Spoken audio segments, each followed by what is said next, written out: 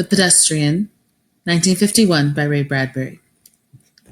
To enter out into that silence that was the city at 8 o'clock of a misty evening in November, to put your feet upon that buckling concrete walk, to step over grassy scenes and make your way, hands in pockets, through the silences, that was what Mr. Leonard Mead most dearly loved to do. He would stand upon the corner of an intersection and peer down long moonlit avenues of sidewalk in four directions, deciding which way to go. But it really made no difference. He was alone in this world of AD 2053, or as good as alone. And with a final decision made, a path selected, he would stride off, sending patterns of frosty air before him like the smoke of a cigar. Sometimes he would walk for hours and miles and return only at midnight to his house. And on his way, he would see the cottages and homes with their dark windows. And it was not unequal to walking through a graveyard where only the faintest glimmers of firefly light appeared in flickers behind the windows. Sudden gray phantoms seemed to manifest upon inner room walls where a curtain was still undrawn against the night. Or there were whisperings and murmurs where a window in a tomb-like building was still open. Mr. Leonard Mead would pause, cock his head, listen, look, and march on, his feet making no noise on the lumpy walk. For long ago he had wisely changed to sneakers when strolling at night, because the dogs and intermittent squads would parallel his journey with barkings if he wore hard heels, and lights might click on and faces appear and an entire street be startled by the passing of a lone figure, himself, in the early November evening. On this particular evening, he began his journey in a westerly direction toward the hidden sea.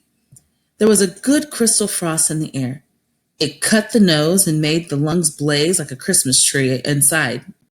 You could feel the cold light going on and off, all the branches filled with invisible snow. He listened to the faint push of his soft shoes through autumn leaves with satisfaction, and whistled a cold, quiet whistle between his teeth, occasionally picking up a leaf as he examining its skeletal pattern in the infrequent lamplights as he went on, smelling its rusty smell. "Hello in there," he whispered to every house on every side as he moved. "What's up tonight on Channel 4? Channel 7? Channel 9? Where are the cowboys rushing? And do I see the United States cavalry over the next hill to the rescue?" The street was silent and long and empty, with only his shadow moving like a shadow of a hawk in mid-country. If he closed his eyes and stood very still, frozen, he could imagine himself upon the center plain, a wintry, windless Arizona desert with no house in 1,000 miles, and only dry riverbeds the streets for company. "What is it now?" he asked the houses, noticing his wristwatch. 8:30 p.m.? Time for a dozen asserted murders? Time for a dozen asserted murders? A quiz? A review? A comedian falling off the stage? Was that a murmur of laughter from within a moon-white house? He hesitated, but went on when nothing more happened. He stumbled over a particularly uneven section of sidewalk. The cement was vanishing under flowers and grass. In 10 years of walking by night or day, for thousands of miles, he had never met another person walking, not once in all that time. He came to a cloverleaf intersection which stood silent where two main highways crossed the town. During the day it was a thunderous surge of cars, the gas stations open, a great insect rustling and a ceaseless jockeying for position as the scalabees and faint incense puttering from their exhausts skimmed homeward to the far directions. But now these highways, too, were like streams in a dry season, all stone and bed and moon radiance. He turned back on a side street, circling around toward his home. He was within a block of his destination when a lone car turned a corner quite suddenly and flashed a fierce white cone of light upon him. He stood entranced, not unlike a night moth, stunned by the illumination and then drawn toward it. A metallic voice called to him, "Stand still. Stay where you are. Don't move." He halted. "Put up your hands."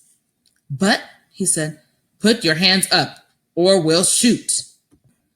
The police, of course, but what a rare, incredible thing. In a city of 3 million, there was only one police car left, Wasn't that correct? Ever since a year ago, 2052, the election year, the force had been cut down from 3 cars to 1. Crime was ebbing. There was no need now for the police, save for this one lone car wandering the empty streets. "Your name," said the police car in a metallic whisper. He couldn't see the men in it for the bright light in his eyes. "Leonard Mead," he said. "Speak up. Leonard Mead. Business or profession?" "I guess you'd call me a writer?" "No profession," as the police car. "No profession," the police car said, as if talking to itself. The light held him fixed, like a museum specimen, needle thrust through chest. "You might say that," said Mr. Mead. He hadn't written in years. Magazines and books didn't sell anymore. Everything went on in the tomb-like houses at night now, he thought, continuing his fancy. The tombs, ill-lit by television light, where the people sat like the dead, the gray or multicolored lights touching their faces, but never really touching them. "No profession," said the phonograph voice, hissing. "What are you doing out?" "Walking," said Leonard Mead.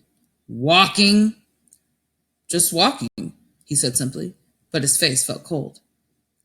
"Walking, just walking, walking?" "Yes, sir." "Walking where? For what?" "Walking for air, walking to see." "Your address?" 11 South St. James Street. "And there is air in your house? You have an air conditioner, Mr. Mead?" "Yes." "And you have a viewing screen in your house to see with?" "No." "No?" There was a crackling quiet, and that itself was an accusation. "Are you married, Mr. Mead?" "No." "Not married," said the police voice behind the fiery beam. The moon was high and clear among the stars, and the houses were gray and silent. "Nobody wanted me," said Leonard Mead with a smile. "Don't speak unless you're spoken to." Leonard Mead waited in the cold night. "Just walking, Mr. Mead?" "Yes." "But you haven't explained for what purpose." "I explain. For air, and to see, and just to walk." "Have you done this often?" "Every night for years." The police car sat in the center of the street with its radio throat faintly humming. "Well, Mr. Mead," it said. "Is that all?" he asked politely. "Yes," said the voice. "Here." There was a sigh, a pop.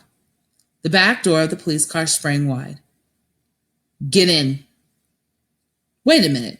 I haven't done anything." "Get in." "I protest." "Mr. Mead." He walked like a man suddenly drunk. As he passed the front window of the car, he looked in. As he had expected, there was no one in the front seat. No one in the car at all. "Get in." He put his hand to the door and peered into the back seat, which was a little cell, a little black jail with bars. It smelled of riveted steel. It smelled of harsh antiseptic. It smelled too clean and hard and metallic. There was nothing soft there. "Now, if you had a wife to give you an alibi," said the iron voice. "But where are you taking me?" The car hesitated, or rather gave a faint whirring click, as if information somewhere was dropping card by punch-slotted card under electric eyes. "To the Psychiatric Center for Research on Regressive Tendencies." He got in. The door shut with a soft thud.